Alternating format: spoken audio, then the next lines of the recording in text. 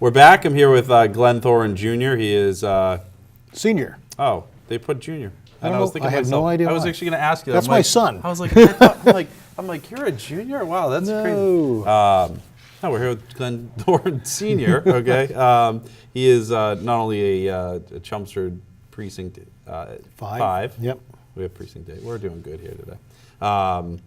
Are you on the Charter Review Committee? I am. All right, Charter all right. Review. You got that part right. We got 1 out of 3, so we're doing. We have an election coming up on April 4th too. So if anybody at home is wondering what to do on Tuesday, April 4th, make sure to vote. Right. It's really unfortunate how some of our elections don't really attract a lot of voters unless there's a big money issue. And we need to get out and vote, even though some of the races are not contested, like school committee. We have a contested selectmen's race, we have a contested planning board race, and then we have a lot of town meeting representatives that need your support. And I think back, I was in my 30s when I first became a town meeting rep in 1989. I've been a town meeting rep ever since then, and I'm approaching 70 now.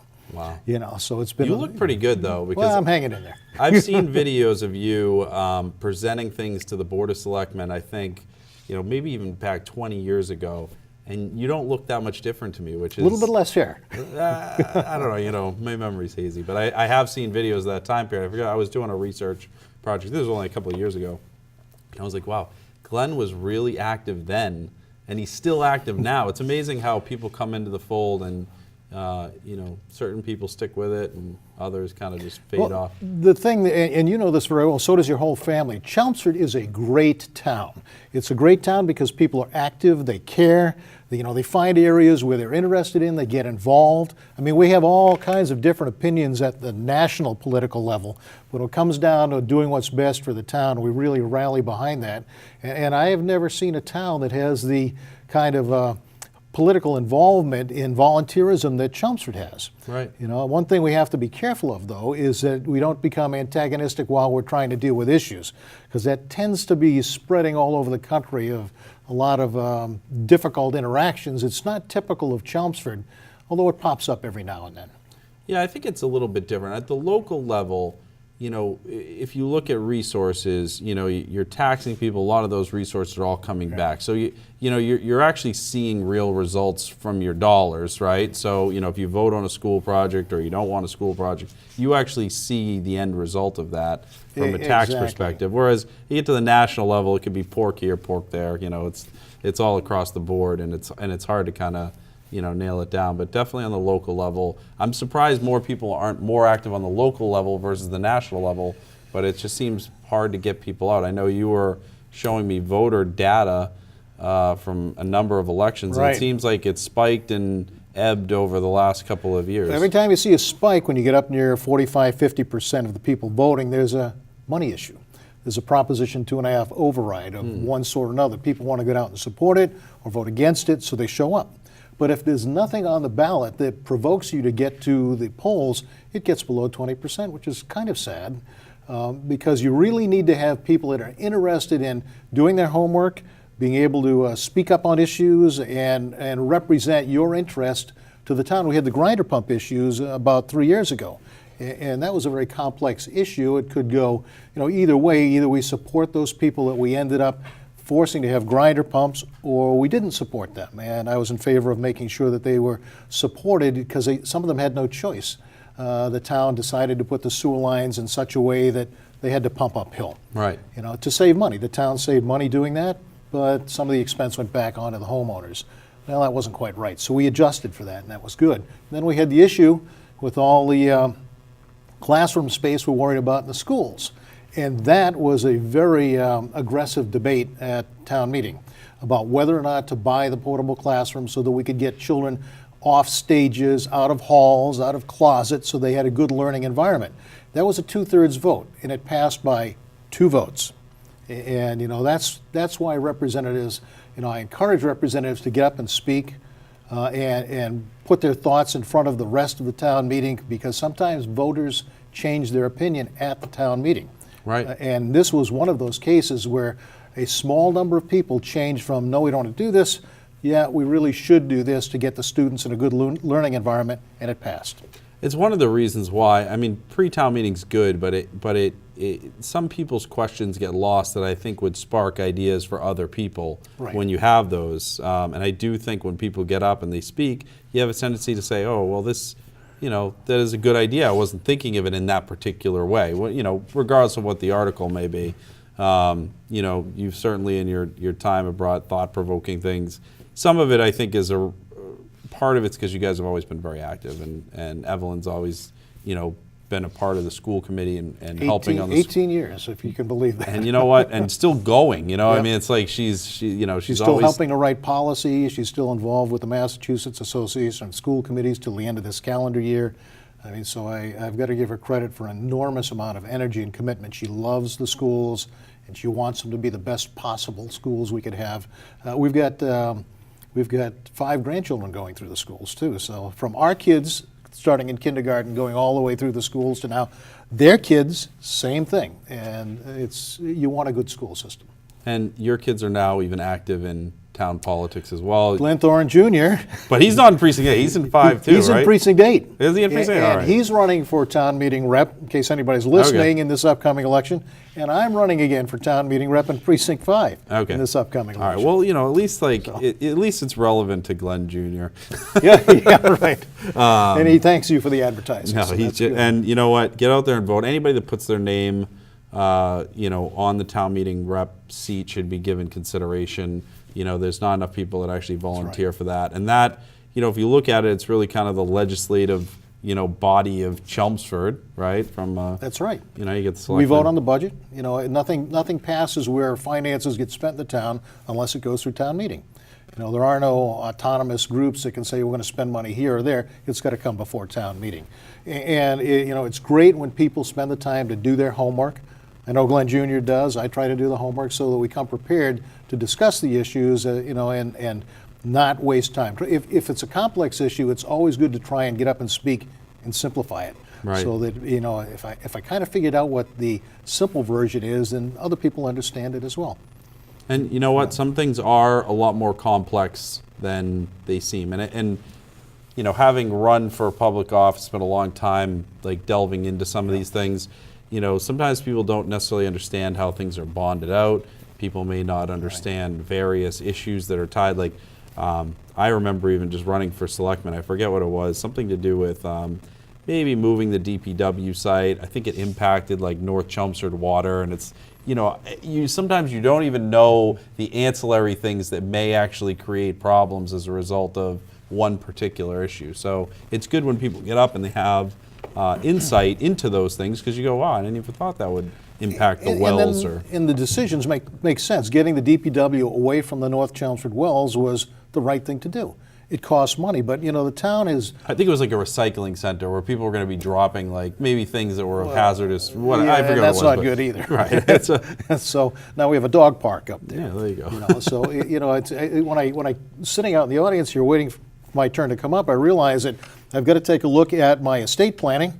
As Phil was talking through that, I should think a little bit more about going out and bowling, because I haven't done that in a while. So I should probably do that. And when the scholarships were being granted for science, technology, engineering, which Okay. I am, and math, I said that's perfect, because we need more people in this country with technical skills. So we've got the SHOBA teaching certain skills to people at plumbing and electronics and other things that we need desperately, but we also need science teachers, we need engineers, we need mathematicians, we need technologists.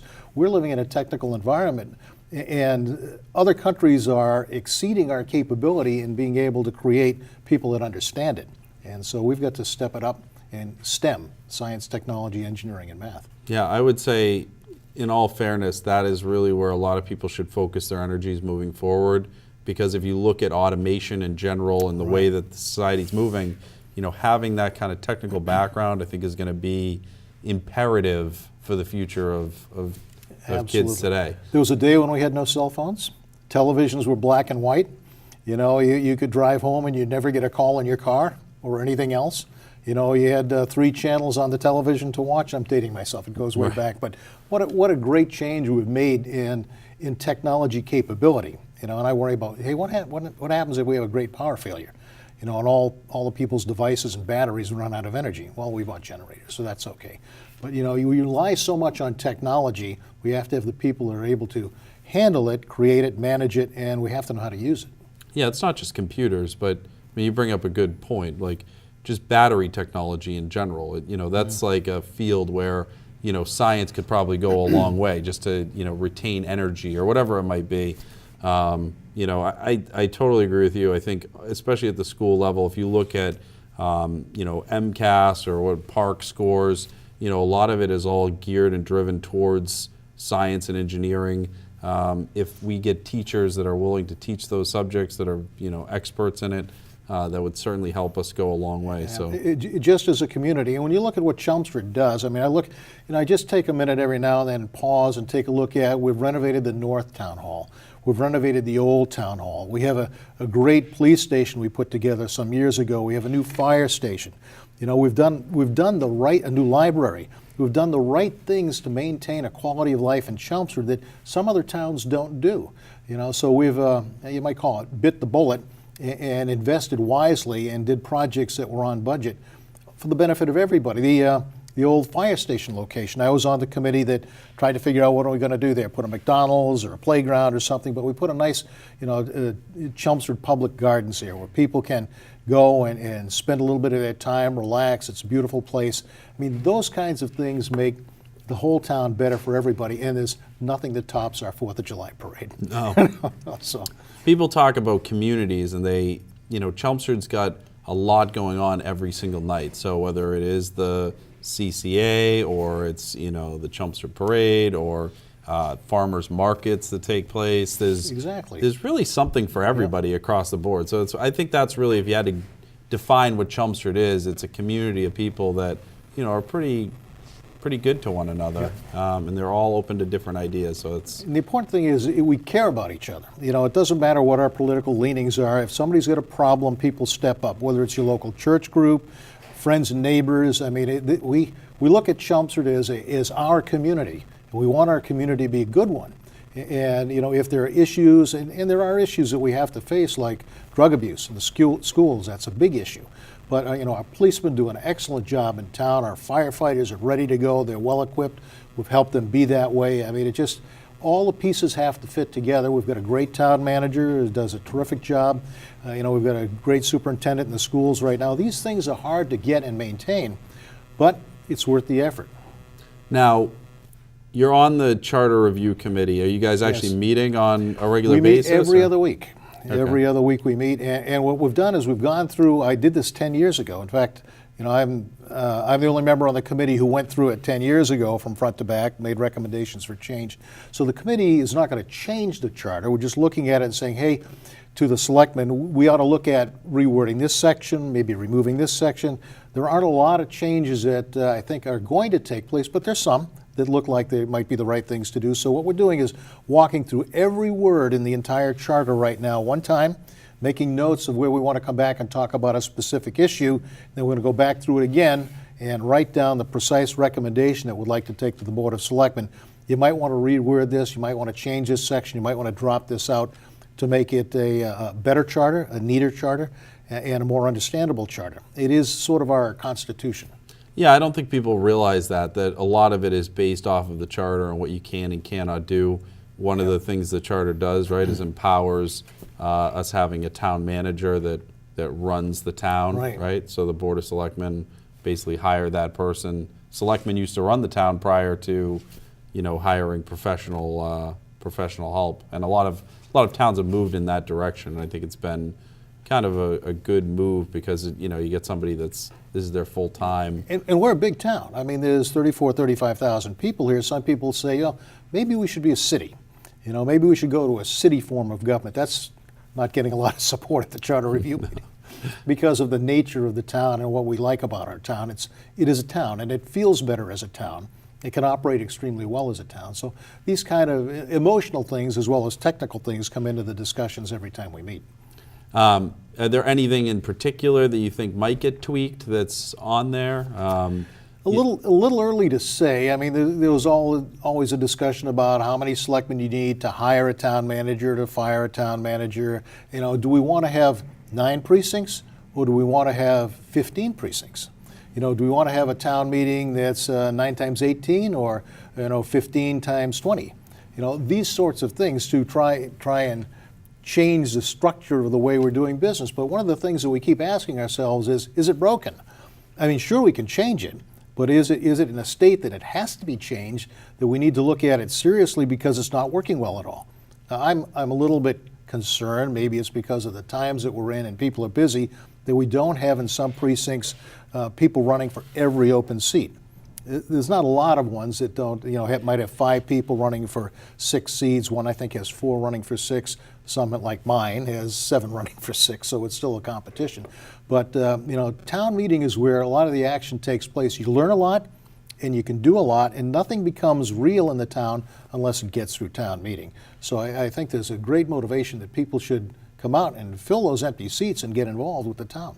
Do you think that more productive conversations would happen, though, if you reduce the town meeting reps by, say, half? So you had, say, 3 seats each year. If you have, say, 5 or 6 people running, that may actually cause some competition. People may take the job a little bit more serious.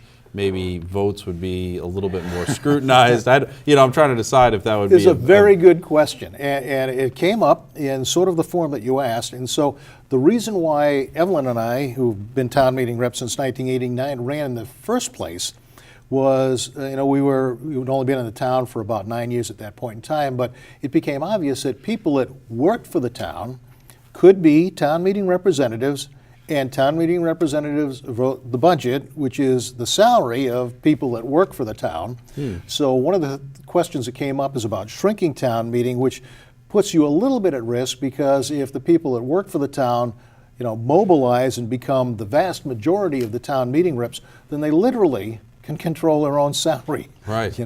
Because they can vote for a budget, whatever would be appropriate for them. So that's why having more town meeting reps, I kind of like it. We're in a good size right now. It might go a little bit bigger, I don't know. But it allows people that are just ordinary folks that aren't employed by the town, like myself, to be able to have a voice and a vote in town meeting, where a smaller town meeting could theoretically be overwhelmed by town employees. That is one of the best thought out counter arguments to that I've heard yet. I have never heard anybody bring that up, and I think it's a valid point. Yeah, I used that at the Charter Review Committee meeting a few weeks ago. You and I were there in the same time period, but most epic recall of selectmen. Should we increase the number of votes for a threshold to put people on the ballot? No, I don't think so. I think that it's a privilege to be able to run. So there's some discussion about people who are running for re-election, like I am right now, also going out and getting 25 signatures or 50 signatures so that they go and again meet their constituents. Well, I know a lot of the constituents, and I wouldn't mind at all going around knocking on doors, but it's a question of whether or not everybody wants to do that. And if you make everybody go get 25 or 50 signatures to run for re-election, are you going to have more vacant seats? Right. So there's a counter argument to almost every good idea. We have to balance it out and see what's working. Yeah, I forget. I thought it was like 10 signatures to get somebody on a recall or something, but I don't know if that's been upped at this point. The recall part, yeah, that I'd have to check on that one, because it's hard enough to get people to run. It's we should at least have some threshold. It's like 10 voters in every precinct. Okay. Yeah, and something like that. And recalls are very important in elections, because that's going to change the face of the town if there's a major shift instantaneously. Well, we appreciate you coming on. We've run out of time. There we go. And we will see Joe, you. thank you very much. Good to be here.